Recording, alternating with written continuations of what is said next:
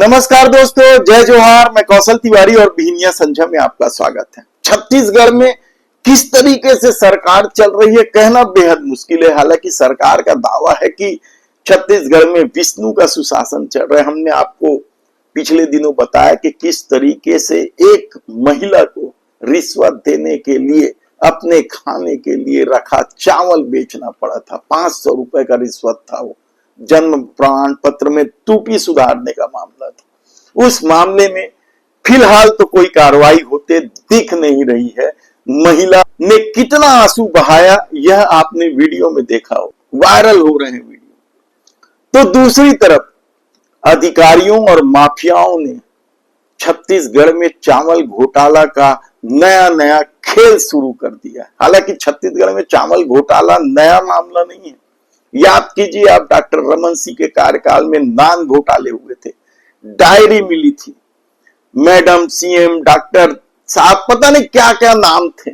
बहुत सारे आरोपी अभी भी जेल में हैं और इन आरोपियों को बचाने के लिए जज वाले मामले में भी सुप्रीम कोर्ट ने जांच का आदेश दिया है। जांच कहां तक पहुंची कहना मुश्किल है। तो भूपेश बघेल के कार्यकाल में भी चावल घोटाला सर चढ़कर बोला है।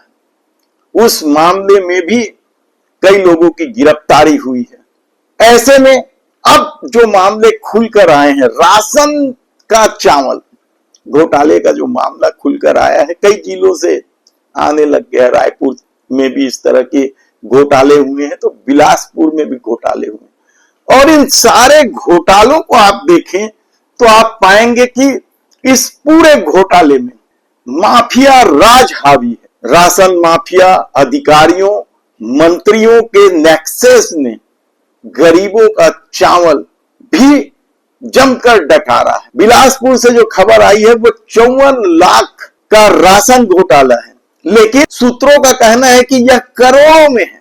और वार्ड नंबर 42 में खैर माता खाद्य सुरक्षा पोषण सहकारी समिति, यहाँ के संचालक अमितेश राय, सचिव राम कुमार कश्यप पर लगभग 12 लाख रुपए के घोटाले के आरोप हैं, जिसमें नमक भी है, शक्कर भी है। यानी केवल चावल नहीं घोटाला हुआ है, गरीबों के पेट में ढाका जो डाला गया है उसमें नमक और शक्कर भी शामिल। इसी तरीके से बिलासपुर में जो टिकरा पा रहा है, वहां जय माता प्राथमिक उपभोक्ता भंडार, यानी भगवान के नाम से आप खोल लो इस दौर में और लूट खसोट मचा दो।